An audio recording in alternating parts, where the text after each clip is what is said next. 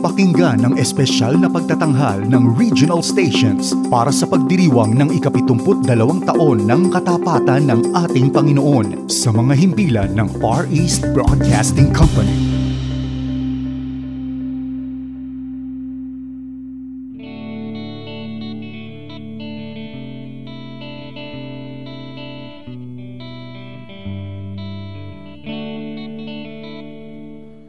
Kapayapaan sa gitna ng kaguluhan. Magandang umaga mga ka-FEBC. Ako si Pastor Emma Aquino, naglilingkod bilang Station Manager ng FEBC DXAS sa siyudad ng Zamboanga. Hayaan niyong ikwento ko sa inyo ang panimula ng ministeryo ng FEBC dito sa aming rehiyon at kung paano ito nagpapatuloy sa kanyang lakas ngayon. Ang Sulu Archipelago ay mayaman sa kulturang Muslim at paniniwala na naimpluwensyahan ng relihiyong Islam. Ito ang nagbigay ng inspirasyon sa FEBC upang magkaroon ng pangitain na itatag ang ikalawang regional station sa bayan ng Hulo, Sulu. Sa pagtutulungan ng mga local church leaders na pinamumunuan ni late Reverend Florentino de Jesus at negosyanteng si Robustiano Hablo, kasama ang iba pa, nakalikom sila ng sapat na halagang kailangan para sa proyekto. Hindi nagtagal, noong October 7, 1968, sumahimpapawid ang bagong himpilan ng FEBC na nakilala sa kanyang call letters na DXJO at may lakas na 1,000 watt transmitter. Ito'y pinangasiwaan ng mag-asawang misyonero na sina Dick at Mary Rowland. Makalipas ang isang taon, October 1, 1969, napalitan ang DXJO sa kanyang kasalukuyang bansag na DXAS. Taong 1973, sa pangangasiwa ni Pastor Ruben Lau, naabot ng broadcast ng DXAS ang halos 3/5 ng populasyon ng archipelago na naninirahan sa Hulo, Sulu. Gamit ang lingwahe ng Tausug, Tagalog, English, Cebuano, Chabacano, Amoy, Yakan at Samal, inihahatid natin ang mabuting balita ng kaligtasan kay Kristo sa himpapawid mula noon hanggang ngayon. Sadyang kaakibat ng ministeryo ang hamon ng panahon. Makalipas ang 10 taon, inilipat sa siyudad ng Zamboanga ang himpilang DXAS, Your Community Radio. Matapos ang 5 dekada, maraming pagbabago ang naganap sa ating broadcast. Nariyan ang pag-upgrade ng ating mga broadcast equipment at paglilipat ng ating studio at opisina sa pinakapuso ng siyudad ng Zamboanga noong taong 2015. Masasabi kong pinagpala ng Diyos ang ating himpilan ng mga staff at broadcast partners na nag-alay ng kanilang buhay at abilidad upang maitaguyod at maipagpatuloy na maibahagi sa himpapawid man o sa komunidad ang mabuting balita ni Kristo sa ating mundo. Halina't ating kilalanin ang aking mga kamanggagawa sa DXAS ngayon. Hindi ko lubos maisip kung gaano ang impact ng isang radio program sa buhay ng isang tao. Hanggang sa araw-araw ay nababasa ko ang mga pasasalamat, greetings, comments o messages at prayer requests na pinapadala via text or online messaging. Nakakataba po ng puso ang malaman na itinuturing ng bawat listeners na katuwang nila kami sa pagharap nila sa pang-araw-araw na buhay. Katulad ni Ate Pinky na isang OFW, na-miss na niya ang Zamboanga kaya naghanap siya ng mga radio station at nakita niya ang FB Live program natin. Simula noon ay inaabangan na niya ang ating mga live streams. Hanggang sa nakabalik siya sa Zamboanga ay sinigurado niyang makabisita siya sa station at makilala ang mga napapanood niya sa FB Live. Kamakailan naman ay nakausap ko si Ma'am Nurda, isa sa mga listeners mula sa Hulo. Tumawag siya para mag-request ng song, pero ang simpleng tawag ay nagbigay daan para ma-share niya na rin sa akin na umaga pa lang ay sinusubaybayan na niya ang mga programa ng ating estasyon. Sa ngayon ay araw-araw na siyang tumatawag at nagre-request pa rin siya ng mga kanta, ngunit may mga karugtong na itong, "Kumusta na po kayo? Ingat po kayo ha." Napakalaking bagay po ito sa amin bilang radyo komunidad na magkaroon ng mabuting relasyon sa aming mga tagapakinig. Nagbibigay ito ng pagkakataon para sa amin na maibahagi ang pagmamahal ni Kristo sa kanila. Lubos po kaming pinagpapala ng Panginoon at nais naming ibahagi ito sa aming mga tagapakinig sa pamamagitan ng paghahatid ng mga programang kapupulutan nila ng aral at oportunidad na madama ang pagmamahal ni Hesukristo. Este si Charis Macaso, Production Assistant is Social Engagement de 1116 DXAS Radyo Komunidad, ay continua servico ng Diyos por medio del disuyo forza. Para akong lumalakad sa dilim at walang direksyon ang buhay ko noon, at hindi ko alam kung ano ang kulang sa buhay ko. Pero alam ko may kulang. Bilang asawa at ama, puno ng takot ang puso ko kung paano ko itaguyod ang pamilya ko. Ang iniisip ko, kung meron lang akong trabaho na pwede kong masuportahan ang aking pamilya, sapat na yun. Pero kahit may work ako bilang radio technician, may hinahanap pa rin ako. Nang sinabi sa akin na may opening sa DXAS at maganda ang benefits, hindi ako nagdalawang isip na mag-apply. Work security ang nasa isip ko, pero may higit na plano ang Diyos dahil eternal security pala ang ibibigay niya sa akin. Buong tiyaga at pagmamahal na ipinaliwanag at ibinahagi ni Pastor Eman ang pag-ibig ng Diyos sa akin. Kaya yung dating madilim at walang direksyon kong buhay ay nagliwanag at nagkaroon ng kabuluhan. Isa sa pinakamagandang bagay na nangyari sa akin ang pagkakaroon ng tunay at malalim na relasyon kay Kristo. At ngayon, pati ang aking buong pamilya ay naglilingkod din sa Diyos. Sa almost 10 years ko bilang radio technician sa DXAS, tuwing nagbubukas at nagme-maintain ako ng transmitter hanggang sa pag-alalay sa mga broadcast. Naiisip ko ang mga taong katulad ko noon na lumalakad sa dilim at walang direksyon. Pinagpipray ko na sa bawat pag-ere namin sa DXAS, marami pa ang makakilala kay Kristo. Este si Romel Paulino, radio technician. Nagsimula akong mag-work sa DXAS last March 23, 2020. Ikatatlong araw nang nagsimula ang Enhanced Community Quarantine. Sino mag-aakala na ako ay magiging office assistant sa panahon na ito? Habang ang iba ay nawalan ng trabaho, ako ay nagsimula sa isang non-commercial at non-profit na radio station. Sa nakarang 3 buwan, nakita ko ang biyaya ng Diyos sa FEBC. Sa gitna ng krisis dulot ng COVID-19, nakita ko ang generosity ng mga partners at donors sa DXAS sa panahon ng kakulangan. Isa sa mga nabisita namin ay si Ate Grace. Sa kanyang buhay ay naalala ko ang matandang babae na pinagmalaki ni Jesus dahil sa kanyang generosity. Alam kong kapos din sila Ate Grace dahil nga sa krisis na ating pinagdadaanan. Pero buong galak niyang inabot sa amin ang kanilang donasyon para sa radio ministry ng FEBC.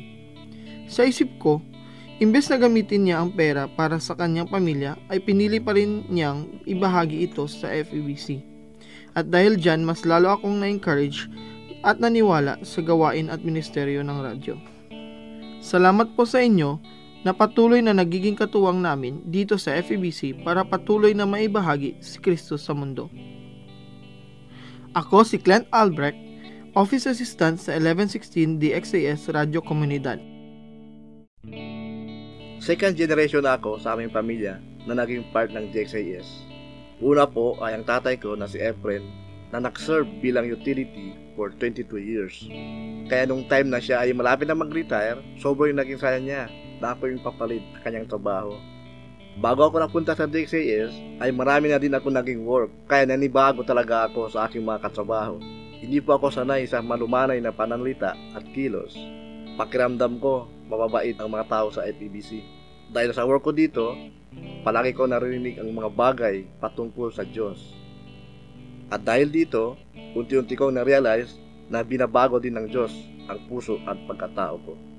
Napakalaking bahagi talaga ang FEBC sa buhay ng pamilya namin. Ito ang instrumentong ginamit ng Diyos upang makilala ko siya ng lubos. Kaya nagpapasalamat ako sa Panginoon dahil nilagay niya ako sa tamang lugar. Binigyan niya ng direksyon at liwanag ang buhay ko. Mula sa pagiging utility, ngayon ako ay isa ng production technician. At bahagi ng aking trabaho ay mag-edit ng mga napapakinggan sa radyo. Tuwing ginagawa ko ito, pinagpe-pray ko na tulad ko, makilala din nila si God at mabago ang kanilang mga buhay. Iyo si Marlon Garcia, technician aki na 1116 DXAS, Radyo Komunidad. Nang 4th year college ako, nag-pray kay God na ilagay niya ako sa istasyon kung saan ako ay matututo at lalago bilang isang broadcaster. At ito ay sinagot niya dahil na-assign ako sa DXAS sa aking on-the-job training. Sa aking OJT, hindi lamang ako natuto sa trabaho, kundi nakilala ko rin ang ministry ng FEBC. Noon pa man ay gusto kong magtrabaho sa industriya ng media bilang newscaster at pwede din ako mag-serve kay God. Sagot talaga sa prayer ko na maging bahagi ng DXAS. Ngayon, magdadalawang taon na ako sa ministeryo ng FEBC na naghahatid ng mga mahahalagang impormasyon at balita sa Zamboanga Peninsula, Basilan, Sulu at Tawi-Tawi. Kapartner ang iba't ibang government agencies tulad ng TESDA, CHR, DTI, SSS at LTO. Hinahatid natin ang mga impormasyon na hindi nagpapainit ng ulo, kundi nagpapaliwanag sa mga issue at concern ng bayan, kasabay ng pagbibigay ng pag-asa mula sa salita ng Diyos. Nagpapasalamat ako kay God dahil sa mga tinuturo niya sa akin, na ibabahagi natin sa mga tagapakinig kung paanong kasama natin ang Diyos sa araw-araw na realidad ng buhay. Tunay na kasama natin ang Diyos sa panahon ng pagsubok at maging sa kagalakan at tagumpay. Ako po si Clan K. Peñalosa, Production Assistant ng 1116 DXAS at sa kanyang lakas magpapatuloy na maglilingkod sa Panginoon at bayan. Bago ako napunta dito sa DXAS, dati na ako nagtatrabaho sa ibang radio station. Masasabi kong ibang-iba talaga ang DXAS. Iba ang DXAS dahil non-commercial at non-profit ang himpilang ito. Pero hindi kami nahirapan o nakukulang. Kapag may bumibisita sa station, nagugulat sila sa ganda ng office at mga equipment. Dito ko na-realize kung gaano mag-provide ang Diyos. Dahil po dito, talagang masasabi ko na kontrolado ng Diyos ang lahat at walang imposible sa Kanya. Naaalala ko rin po dati na kahit kakaumpisa ko pa lang sa trabaho, sinasama na po ako sa mga events o field activities tulad ng FEBC Kabalikat Sunday. Dito ay mas lalo ko pong naintindihan ang ministry ng DXAS at higit sa lahat, naranasan ko kung paano magpatawad ang Diyos. Nagdesisyon po akong tanggapin si Jesus ng buong puso at ibahagi ko din sa pamilya ko. Hindi ko po mabilang o masukat man lang ang blessing ng ating Diyos. Kaya inaalala ko yan tuwing ako'y nag-work. Hindi man namin nakikita ang mga listeners, pero alam ko na tuwing on ang transmitter at may broadcast, may nakikinig at may buhay na unti-unting binabago ng Diyos. Este si Rolando Alfonso, Radio Technician de 1116 DXAS, Radyo Komunidad. Dito sa DXAS ay pinagpala tayo ng mga broadcast partners, mga volunteers na nagbibigay ng kanilang oras, panahon at talento para sa iba't ibang programa natin. Nagpapasalamat tayo sa Panginoon sa buhay ni Kuya Norms, host ng Tunay na Kagalakan. Noong wala pa ang ECQ, ay pumupunta siya sa studio bago mag-alas 5 ng umaga, Lunes hanggang Biyernes, dahil ang program ay 5 a.m. to 6 a.m. in the morning. At pagkatapos ay babalik siya sa kanilang bahay para maghanda sa pagpasok niya sa kanyang trabaho ng alas 8 ng umaga. Si Kuya Carlo naman ay isang full-time pastor at may malaking puso para sa radio ministry. Kabigatan niya na maabot ang kapwa niya PWD, kaya naman nabuo ang programang May Kasama Ka na umaabot sa mga PWD at mga pamilya nila. Kasama naman natin sila Kuya Jerry at Ate Love para sa programang Magpuri, Magpasalamat, Manalangin. Minsan silang naging guests sa program na ito at dahil doon ay nagbukas ng pagkakataon para sila din ay maging host para naman magministeryo sa mga Bisaya listeners. Ilan lamang sila sa mga broadcast partners natin dito sa DXAS. At kahit na nga naka-community quarantine tayo, ay nagpapatuloy ang dedikasyon nila sa pagbabroadcast. May mga challenges pero hindi tayo napapatigil nito. Bagkus, pinatatatag nito ang ating pananampalataya. Tunay na biyaya po ang ating mga partners sa ministeryo. Kaya labis nating itong ipinagpapasalamat sa ating Diyos. Kasama ang ating mga partners, magpapatuloy tayong mag-broadcast para abutin ang iba't ibang lahi at tribo dito sa Zamboanga Peninsula. Ako po si Dang Estrada, program producer dito sa 1116 DXAS Radio Komunidad.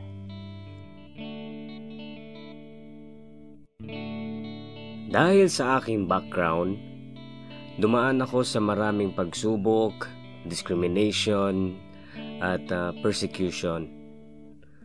Pero hindi ito nakapigil sa aking faith kay God. Sa halip, mas lalo itong naka-encourage sa akin na sumunod kay God at tumulong sa ibang mga tao, lalo na sa mga less fortunate. In times of troubles, God has been my refuge and strength. At yan ang binabahagi ko sa maraming tao. Kung paanong ako mismo ay na-bless ng gawain ng DXAS, yan din ang patuloy kong ibinabahagi sa programa natin. Ang Radyo Singkauman o Community Radio ay boses ng pag-asa sa mga nawawalan ng pag-asa. Sa programang ito, naaabot natin ang mga komunidad na hindi masyadong naaabot in terms of education and opportunity. Mga tribes and people group na nasa mga isla ng Sulu at Tawi-Tawi. Tinutulungan natin ang mga listeners na maramdaman na may umiintindi at nagkikare sa kanila, lalo na sa mga panahon ng mga pagsubok at problema. At higit sa lahat ay malaman nila na ang Diyos ay kasama nila at nagmamahal sa kanila. At yan ang mensahe na nais nating iparating sa ating mga listeners. Lagi nga natin sinasabi sa ating programa na kahit ano paman ang ating pagdaanan, kasama natin ang Diyos na nagmamahal sa atin. Ako si Robin Soling, producer DEHA 1116 DXAS, Radyo Singkauman, hakusog kawasan niya, manuytoy hahinang, tudyo patuhan. Kasama sa mga nagtataguyod ng ating himpilan ay ang mga kaagapay natin sa pananalangin at pagsuporta sa pinansyal nating mga pangangailangan sa operasyon. Sila ang mananatiling backbone sa ating ministeryo sa lahat ng panahon. Nais kong magpasalamat sa walang humpay na pagsuporta ng ating mga giliw na tagapakinig at nagkakaloob sa gawain ng FEBC. Ipanalangin niyo po na marami pang mga Muslim na mabuksan ang puso at tanggapin si Isa Almasi o si Jesus sa pamamagitan ng aming broadcast. Idalangin din po ninyo kami at ang aming mga pamilya na manatiling ligtas sa anumang banta ng panahon. Sa bandang huli ay nais kong iwanan sa inyo ang sinasabi ni Apostol Pablo sa aklat ng unang Korinto, Kapitulo 9, versikulo 22. Sa piling ng mahihina sa pananampalataya, ako'y naging parang mahina rin upang mahikayat ko sila. Ako'y nakibagay sa lahat ng tao upang sa lahat ng paraan ay makapagligtas ako ng kahit ilan man lamang. Ang pakikibagay sa lahat ng tao ay nangangailangan ng respeto sa kaugalian, kultura at paniniwala ng anumang tribo at lingwahe. Kaya sa lahat ng mabuting paraan na magagawa naming maihatid ang iba't ibang programa ng aming broadcast, hindi kami mag-aatubiling ialay ang aming buhay hanggang lahat ng tao sa aming rehiyon ay makarinig ng mabuting balita ni Kristo Jesus. Ako po si Pastor Emman Aquino, kasama ng lahat ng staff ng DXAS, magpapatuloy na maglingkod sa Diyos sa Kanyang lakas.